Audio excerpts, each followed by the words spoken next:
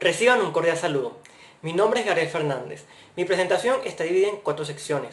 Primero les presentaré el problema y el objetivo general de la misma. Luego comentaré brevemente las bases teóricas.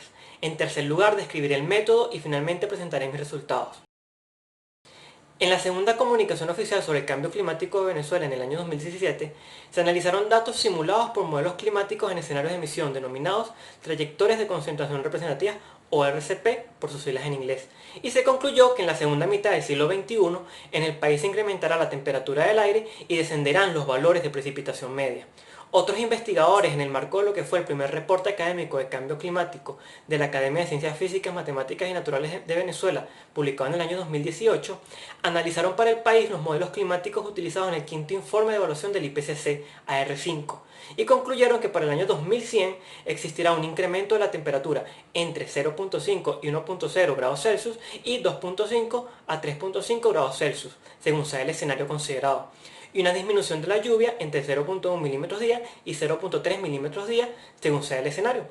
Ahora, estos resultados, tanto los de la segunda comunicación como los del primer reporte académico, nos dicen que en el futuro la distribución de los tipos de clima en Venezuela será distinta a la actual.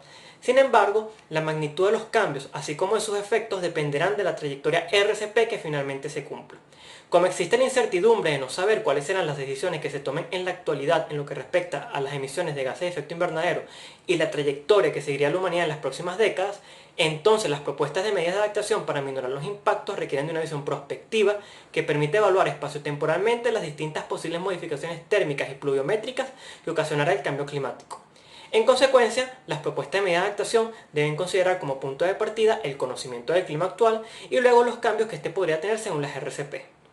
Ahora bien, los sistemas de clasificación climática permiten generar información que puede servir para la formulación de medidas de adaptación al cambio climático, por cuanto se pueden elaborar mapas temáticos de tipos de clima para un periodo reciente o actual y futuros utilizando datos simulados por modelos climáticos en distintos escenarios de emisión RCP, de manera que se obtenga una secuencia de mapas de tipos de clima que posibilita estudiar prospectivamente el clima de un área.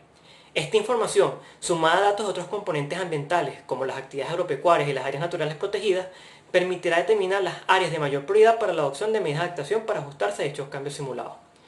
Por todo lo expuesto, el objetivo de este estudio es determinar áreas prioritarias para la adaptación al cambio climático mediante clasificaciones climáticas, construidas para 3 periodos, 1971-2000, 2016-2045 y 2046-2075, y bajo 2 escenarios de emisión, RCP 4.5 y RCP 8.5. Todo esto se realizó en 3 cuencas hidrográficas de importancia económica, histórica y botánica, ubicadas en la región centro-occidental de Venezuela. La adaptación es un proceso de ajuste, ya sea natural o facilitado por la intervención humana, al clima esperado y sus efectos.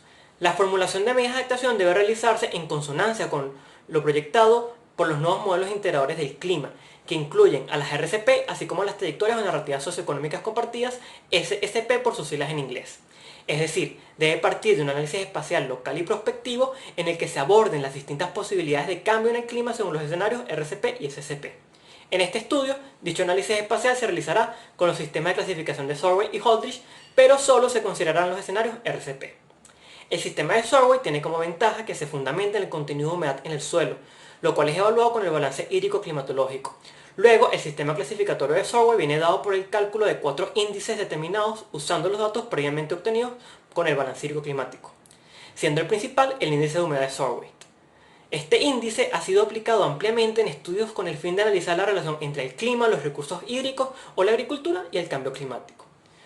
Por su parte, la finalidad del sistema de Holdridge no es clasificar el clima de un lugar dado, sino determinar, a partir de la precipitación y la biotemperatura, zonas de vida. Como las zonas de vida responden a la combinación de 2 variables climáticas, entonces su distribución geográfica está en función de los cambios latitudinales y altitudinales de los tipos de clima. Este sistema destaca por ser una alternativa en investigaciones ecológicas y de biodiversidad para modelar los efectos del cambio climático sobre los ecosistemas. Algunos estudios consultados consideran la desaparición de zonas de vida como puntos de partida para investigaciones futuras referidas a las capacidades de adaptación. No obstante, ambos sistemas tienen ciertas limitantes. Por ejemplo, el sistema de Survey, una limitante es la simplificación que representa el modelo de balance hídrico-climatológico.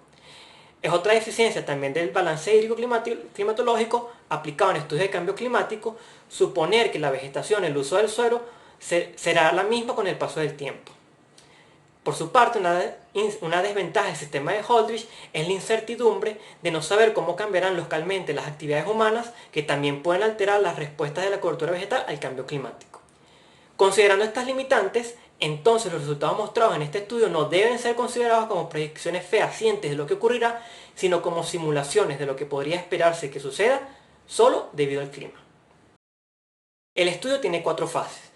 En la fase 1 se buscaron documentos que sirvieron para la elaboración de los marcos de referencia de esta investigación. En esta fase también se obtuvo la divisoria de aguas y la red de drenaje del área de estudio a partir de un modelo geoespacial de las 3 cuencas hidrográficas consideradas, elaborado a partir de los datos del modelo de elevación digital SRTM de resolución espacial 30 metros y utilizando las herramientas de análisis hidrológico disponibles en ArcToolbox de ArcMap 10.5. Esta fase finalizó con la selección de las estaciones meteorológicas que poseen datos mensuales de lluvia, temperatura y evaporación en el periodo 1971-2000. Las estaciones fueron seleccionadas siempre y cuando tuvieran menos de 15% de datos faltantes.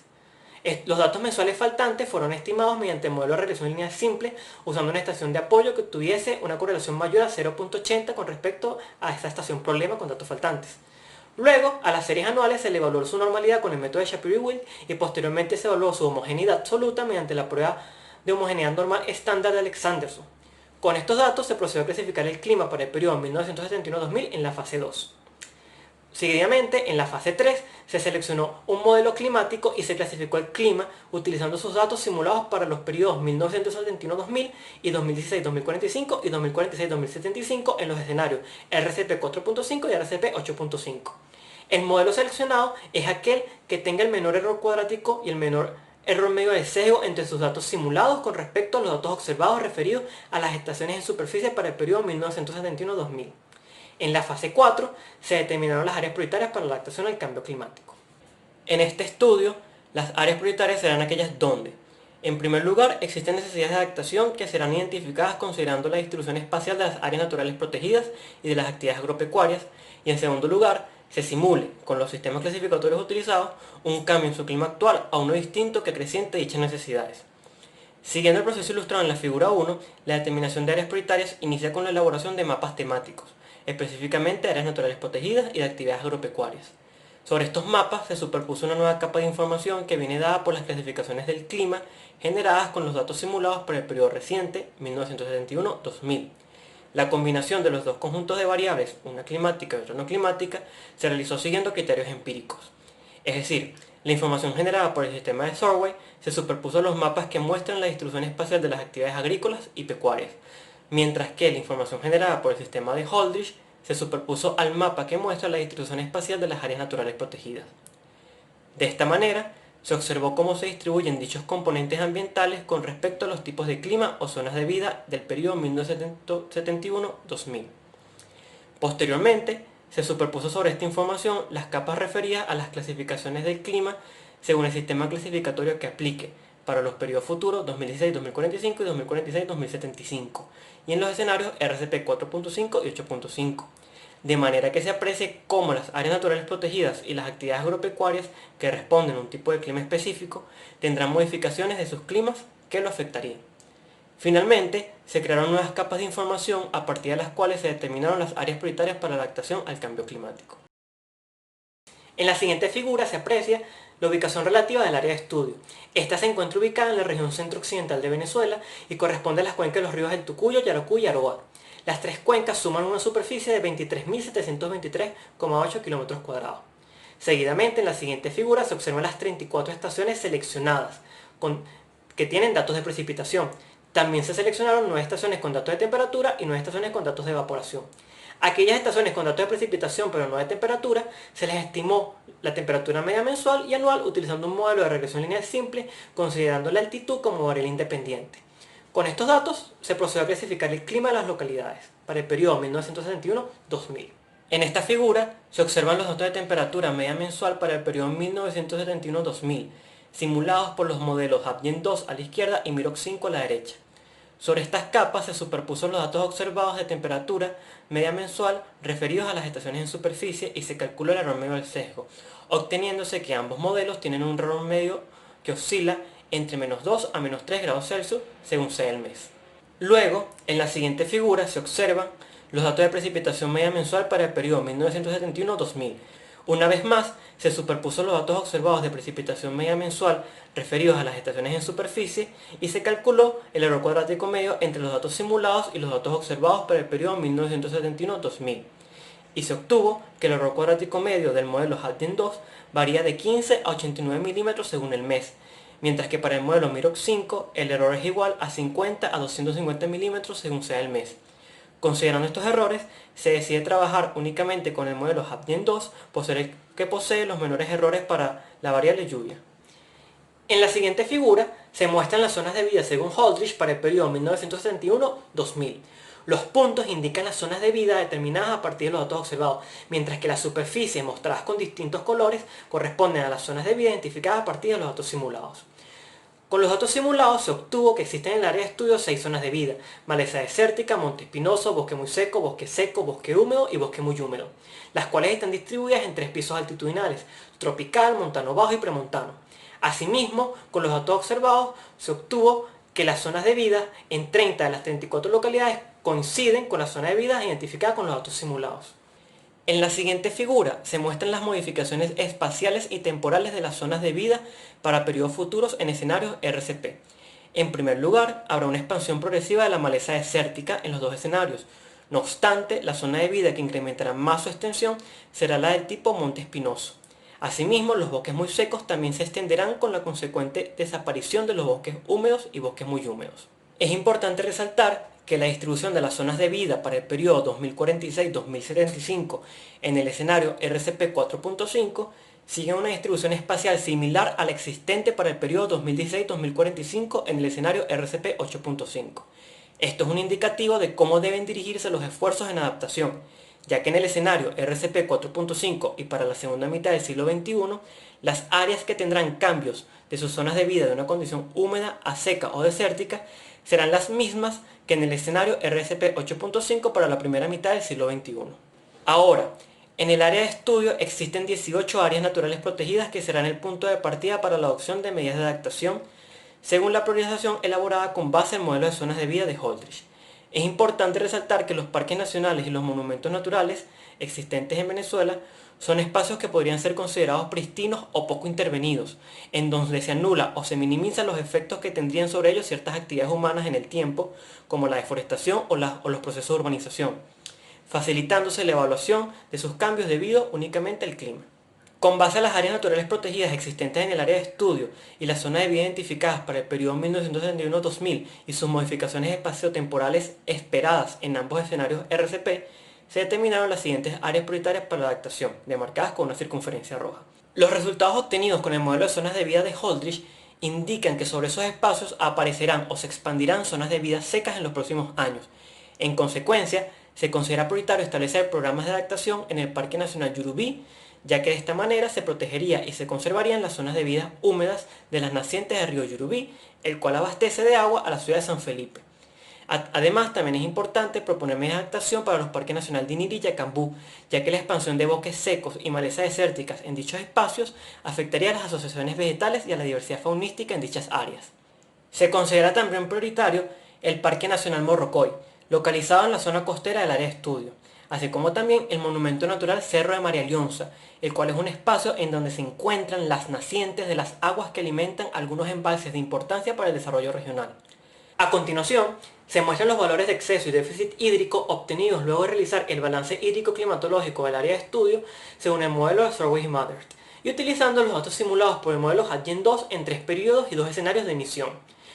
De manera general se puede afirmar que a finales del siglo XXI en ambos escenarios coinciden en que el déficit hídrico sería en promedio para todo el área de estudio 80% mayor que el promedio de déficit hídrico en los años 1971-2000. Con estos datos se procedió a determinar el índice de humedad según Survey. En la siguiente figura se muestra dicho índice para el periodo 1971-2000, el cual permite diferenciar los climas húmedos, es decir, en donde el exceso hídrico es mayor que el déficit hídrico, de los climas secos, es decir, en donde el déficit hídrico es mayor que el exceso hídrico.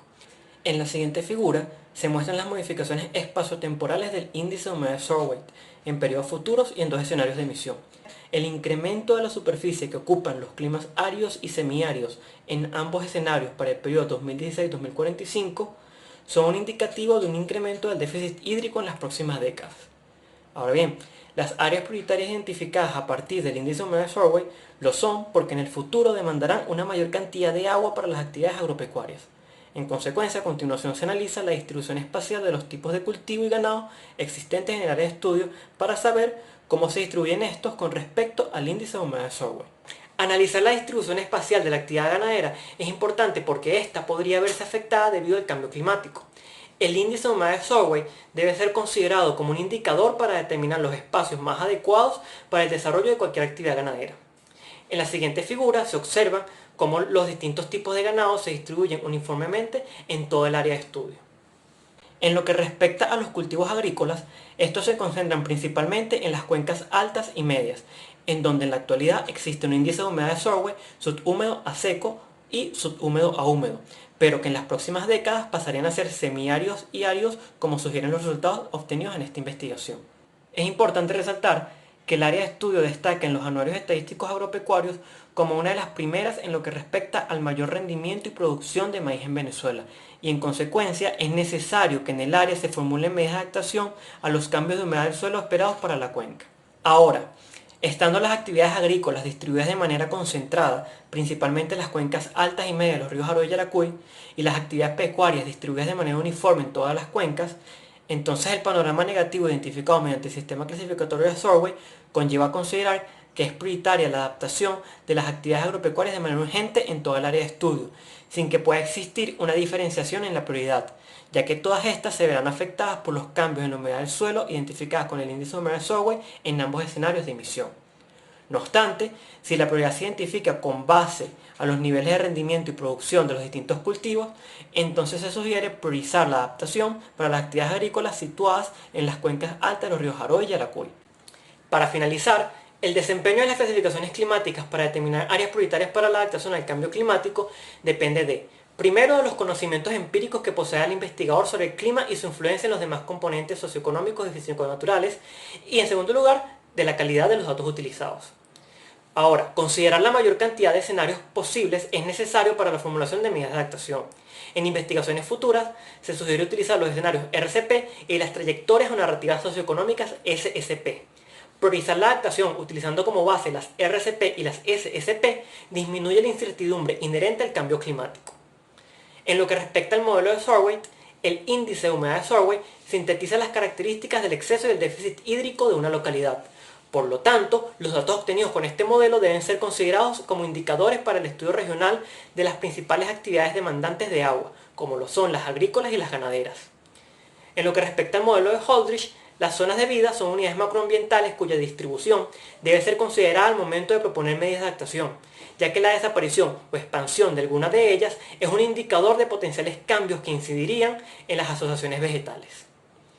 Por último, los datos climáticos simulados por el modelo seleccionado muestran para el área de estudio una situación negativa en el futuro cercano, es decir, en el periodo 2016-2045 en ambos escenarios, en lo que respecta a la expansión y distribución de áreas áridas y semiáridas, la disminución de la humedad en el suelo y la desaparición de zonas de vida húmedas. Por lo tanto, los recursos para la formulación y ejecución de medidas de adaptación deben dirigirse a las áreas prioritarias determinadas en este estudio con la mayor premura posible. Finalizo mi exposición agradeciendo a los organizadores de este congreso y poniéndome la orden para responder cualquier duda o inquietud y recibir cualquier tipo de sugerencia. Muchas gracias.